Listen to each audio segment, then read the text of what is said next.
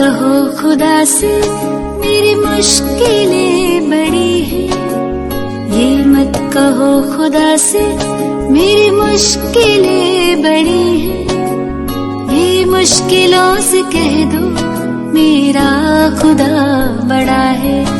आती है आंधियां तो कर उनका खैर मकदम, आती है आंधियां तो कर उनका खैर मकदम, तूफान से ही तो लड़ने खुदा ने तुझे गढ़ा है। ये मत कहो खुदा से मेरी मुश्किलें बड़ी हैं, ये मुश्किलों से कह दो मेरा खुदा बड़ा है, मेरा खुदा बड़ा है, मेरा खुदा बड़ा है।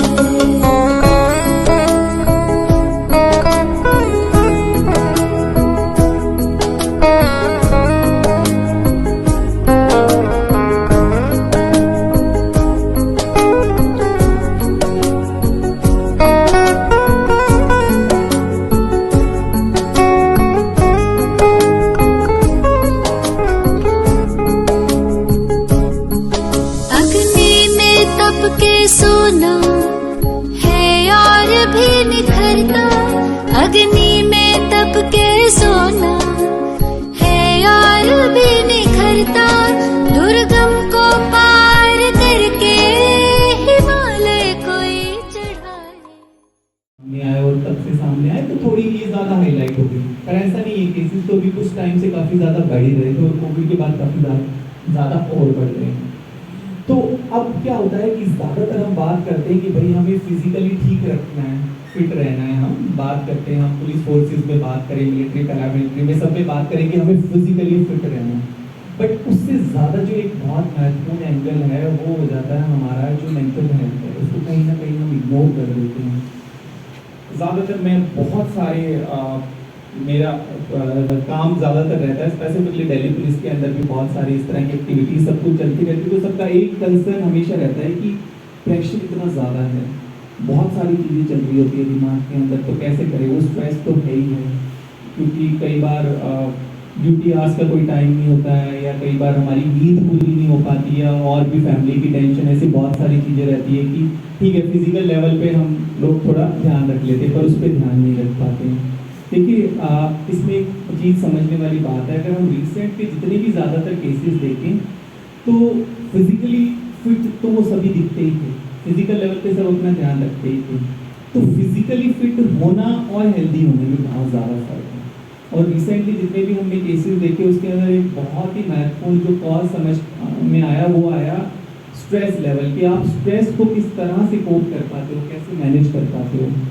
शारीरिक स्तर पे तो अपनी इम्यूनिटी लेवल को बढ़ाने के लिए बहुत सारे काम करते हैं, पर मानसिक स्तर पे हम कितनी सारी चीज़ें करते हैं, ऐसे कि हम अपनी मानसिक इम्यूनिटी को, अपनी मेंटल इम्यूनिटी को, अब उसको कैसे हम बढ़ा पाएँ। इसके अंदर अगर बात करूँ तो स्ट्रेस का अगर हमारा जो सबसे ज़्यादा हार्ट के ऊपर इफेक्ट की अगर हम बात करते हैं तो आपने सुना होगा कि सबसे ज़्यादा एक कॉमन चीज़ है हार्ट अटैक। और मैं हार्ट की बात इस वजह से कर रहा हूँ कि सबसे ज़्यादा जो बड़ा कारण है डिजीज़ का स्पेसिफिकली इंडिया के अंदर, क्योंकि इंडिया उसकी कैपिटल बन चुकी है जो सबसे ज़्यादा केसेस देखते हैं हार्ट अटैक के। हम भी अगर बात करें तो पिछले 8-10 साल पहले अगर हम एंजियोग्राफी यहाँ पे करते भी थे, लैब की बात करूँ तो 15-20 एंजियोग्राफी करते थे, और अब महीने की 4.5 एंजियोग्राफी करते हैं, और उसके अंदर भी हर एक एज ग्रुप के अंदर। तो वो सारा ग्राफ है वो क्यों बढ़ता जा रहा है, बहुत सारी बातें तो उस दिन थोड़ा हो जाता है, लेकिन आपको देख के लग रहा है जैसे अभी अभी बैठे हैं, फिर भी हमने पूछ लिया। हमारे बीच आदरणीय भावना दीदी जी। भावना दीदी जैसा दीदी का नाम है वैसी ही दीदी की शुभ और श्रेष्ठ भावनाएं सदा यही रहती है कि कैसे किसको वो दिया जाए जो मुझे अपने जीवन में मिला। 1984 में माउंट आबू से दिल्ली तक जो युवा पद यात्रा निकाली गई, उस बीच आप अपनी पढ़ाई भी कंप्लीट ही होने वाली थी, और आप उस युवा पद यात्रा में आपने भाग लिया, और उसके बाद अपना जीवन ईश्वरीय सेवाओं में समर्पित कर दिया। हस्तसाल सेंटर के डायरेक्टर होने के साथ साथ आप द्वारका सेक्टर 12, मोहन गार्डन, विश्वास पार्क और भी बहुत सारे हैं जहाँ पर आपके ही सानिध्य में वो सभी सेवा केंद्र चलते हैं। इसके साथ साथ आप stress management, life skills, positive thinking पर law university, banks, steel authority, hospital और दिल्ली पुलिस, आज मेघालय पुलिस में भी है। आप अपने नई प्रेरणा से नई दिशा दिखाते हैं लोगों को, जिससे कि सबका जीवन श्रेष्ठ बने। और मेडिटेशन क्या चीज़ है वो आपका प्रैक्टिकल जीवन है जिसका आप अनुभव करेंगे। भावना दीजिए। सर ये चाहते हैं तो हमें ये करना है, अब आप मुझे इसमें हेल्प करें। तो आप 100% या एक्सपीरियंस करेंगे कि परमात्मा सुप्रीम पावर है ना, वो सुप्रीम पावर वो आपको हेल्प करेंगे और जो होना चाहिए, जो कार्य अच्छे के लिए हैं, और वो आप संकल्प करेंगे कि नहीं मुझे ये करना है। हमारे सर ने कहा है, हमारे सीनियर्स ने कहा है, और एक देश के लिए भी बहुत अच्छा है, तो हमें यही करना है, यही होना चाहिए। और इसमें आप सभी का संकल्प एक हो जाएगा कि 100% वो सक्सेस रहे, आपका संकल्प सफल हो। ये है मेडिटेशन की पावर, ये है परमात्मा की ब्लेसिंग और उनकी हेल्प की, उनके साथ की पावर ये काम करती है। और यहाँ बैठे जो अभी हम आपको कह रहे थे कि आपको फैमिली की भी जैसे चिंता होती होगी, तो आप उनको जब परमात्मा के साथ जोड़ेंगे ना, उनको भी आप कहेंगे आप मेडिटेशन करें, आप भी मेडिटेशन करेंगे, तो अब बीच में कौन आ गया? जब हमारे आपके और उनके बीच में अपना पिता आ गया, फादर आ गया, तो फिर अब फादर की चिंता है ना, आपकी फैमिली की हेल्प करना या आपकी हेल्प करना, जो काम करना वो कौन करेगा? परमात्मा करेगा। और वो रियल में ऐसा है बहुतों के लिए बहुत सारी प्रॉब्लम्स और बहुत कहते ये नहीं हो सकता था, और वो बहुत उनको कुछ आपकी आवश्यकता है, बीमार है, कुछ भी है, लेकिन आप नहीं जा सकते हैं। तो आप परमात्मा को कहेंगे कि आपको ये कार्य करवाना है, उनको आपको हेल्प करनी है, उनको ठीक रखना है, उनको सारे ट्रीटमेंट या जो भी उनको चाहिए, मदद चाहिए, वो आप करेंगे। और 100% आप ऐसा अनुभव करेंगे वो करके। आप पहुंच के भी नहीं कर सकते, वो यहाँ बैठे, आपके यहाँ बैठे, वो कहीं पर भी रहते, परमात्मा अपने स्थान पर रहते, उस कार्य को कराते। एक कहावत है इंग्लिश में, a family who prays together, they stay together। मतलब ये हम सिर्फ अपना बीवी बच्चे के बारे में नहीं, we should be together, united in whatever efforts हम लोग करते हैं, हम एक साथ करेंगे तो हमेशा सक्सेसफुल होगा। बिल्कुल राइट बता रहे, ताली बजाएंगे। देखो आपके सीनियर्स कह रहे हैं ना, उन्होंने ये एक्सपीरियंस किया है कि अगर हम विश्व को अपना वसुदेव कुटुंबकम, जो यही बात कही है कि उसको हम लेकर के चलते हैं, हम उनको लेकर के चलेंगे तो जरूर वो आपको हेल्प करेगा। इसके लिए जो संस्था के फाउंडर दादा लेखराज जब वो बहुत भक्ति करते थे और एक बहुत बड़े ज्वेलर थे, और उनका राजा महाराजा उस समय चलता था, उनके साथ उनका लेन देन था, बिजनेस था, और वो खुद भी उनका सम्मान करते थे। वो कहते थे लकीराज बाबू, भगवान से कोई गलती हो गई है जो हमें राजा बनाना तो आपको चाहिए था। आप में जो गुण है, आप में जो क्वालिटीज है वो हमें नहीं है, लेकिन परमात्मा ने उनको इतने बड़े कार्य के लिए निमित्त बनाया। Powerful, I am talented, I am peaceful, I am lucky, है ना, हर एक के पास है।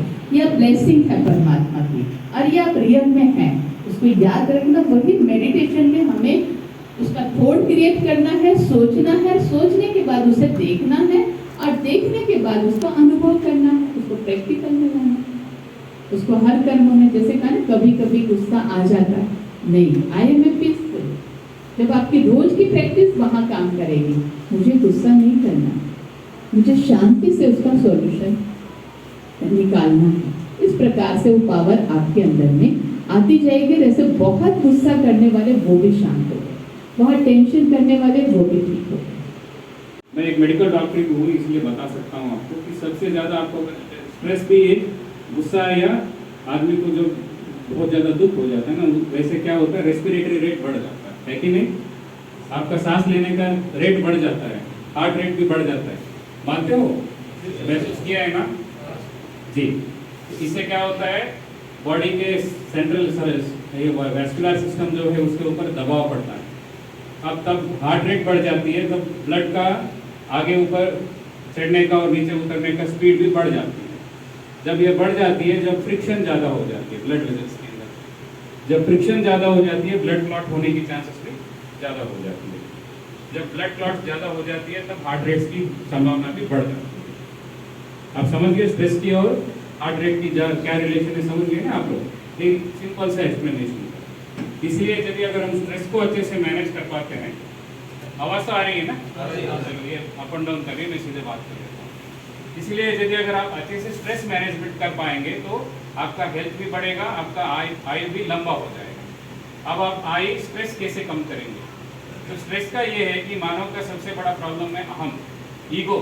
सारा चीज़ मैं ही करता हूँ, मेरे से ही होता है, मैं ही करता हूँ। लेकिन एक बात आप मुझे बताओ, सबसे बड़ा कॉम्प्लिकेशन ऑपरेशन जब करते हैं, कोई भी डॉक्टर करते हैं, जब सारा ऑप्शन हो चुका है तो आदमी क्या करता है? डॉक्टर क्या बोलता है? मैं तो मेरा अपना सब कुछ काम करूँगा, लेकिन ऊपर वाला करेगा, यही तो बोलेंगे ना। भगवान तो हर अपना फेथ में, भगवान अपना अपना विश्वास है, लेकिन भगवान तो है ना सबके लिए।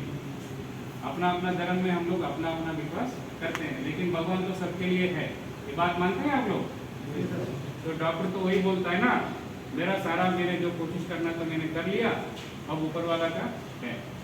तो वही बात है। मेरा कहना ये है कि अपना काम आप करो, लेकिन उसका जो फल जो निकलता है ना, उसके ऊपर आपका हक नहीं है, वो उस ऊपर वाला का ऊपर छोड़ो। अपना विश्वास ये मत रखो कि मैं कर रहा हूँ, वो जो बात है ना, वही आदमी को स्ट्रेस दिलाता है। इसलिए आप अपना कर्म करिए।